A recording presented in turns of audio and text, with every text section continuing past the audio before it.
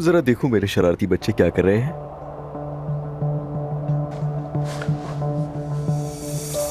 मेरी जान, तुम ठीक हो ना? तुमने आज कोई कॉल कोई मैसेज नहीं किया? परेशान हो रहा था मैं। तो बताओ फिर तुमने क्या किया आज? कुछ नहीं, बाबा की शादी में गई थी। क्या कहा? यही के शादी में गई थी। तुम अकेली गई थी? तुमने तो मुझे बताना भी जरूरी नहीं समझा। पता नहीं, ध्यान नहीं रहा होगा मुझे।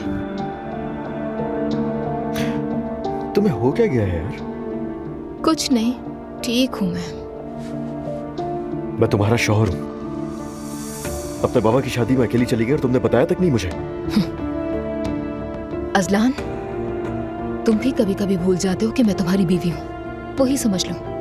तो ये तुम क्या कह रही हो? तुम्हें हुआ क्या है आखिर?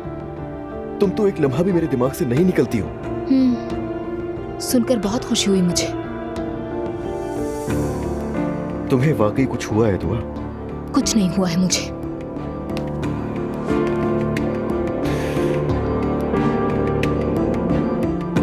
अब से तुम घर में ही रहोगी दुआ।